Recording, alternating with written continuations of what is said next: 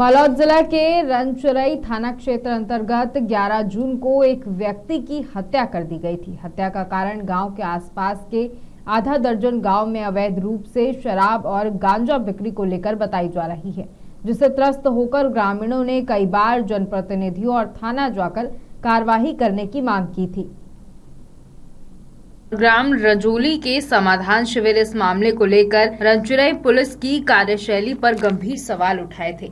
उसके बाद कोई कार्यवाही से पुलिस विभाग की कार्यप्रणाली पर भी सवाल उठा रहे हैं। पुलिस वाले के द्वारा कोई उचित कार्यवाही नहीं करने पर एक युवक को अपनी जान गंवानी पड़ी और दूसरे को जेल जाना पड़ा। घटना 10 जून को मृतक देवव्रत के हत्या के आरोपी सुदान द्वारा बाजार स्थल में मारपीट की गई थी, जिसे क्षुब्ध होकर सुदामा ठाकुर द्वारा जाकर उक्त घटना का रिपोर्ट दर्ज कराया गया था। अगर उसी दिन पुलिस देवव्रत के ऊपर मारपीट और लड़ाई झगड़े की कार्यवाही की गई होती तो शायद दूसरे दिन इस हत्याकांड को रोका जा सकता था, पर इस पर रनचुरई थाना प्रभारी की घोर लापरवाही के चलते एक व्यक्ति की हत्या कर जेल में सजा काटने पर मजबूर कर दिया गया, जबकि हत्या के बाद आरोपी खुद थाने में जाकर आत्मसमर्पण किया है, जिसके चलते कांग्रेस पार्टी और ग्रामीणों द्वारा आज गुंडरदही अनुविभागीय अधिकारियों को रनचुरई थाना प्रभारी को हटाने और दोषियों के ऊपर उचित कार्रवाई करने के लिए ज्ञापन सौंपा गया।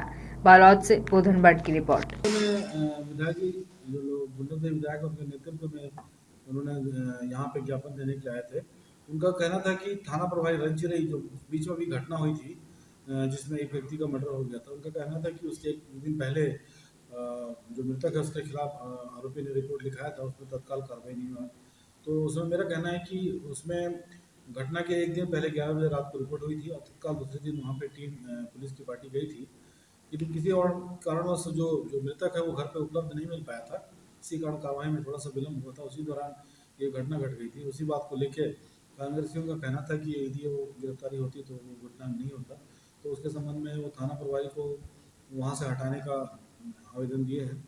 तो हम अपने वरिष्ठ अधिकारियों से अवगत करा के उसमें जो भी जांच होगी उसको विधिवत कार्रवाई करेंगे। जो भी कार्यालय का घेराव पुतेरी में जो हत्याकांड हुआ है उसके विरोध में हम लोग किए हैं और यहाँ हमने मांग किया है कि जो थानेदार है रनचुरई थाना का उनको सस्पेंड किया जाए और इसीलिए हम आज एसडीओपी कार्यालय का घेराव पूरे कांग्रेस पार्टी के सदस्यों के द्वारा यहाँ पहुँच कर किए।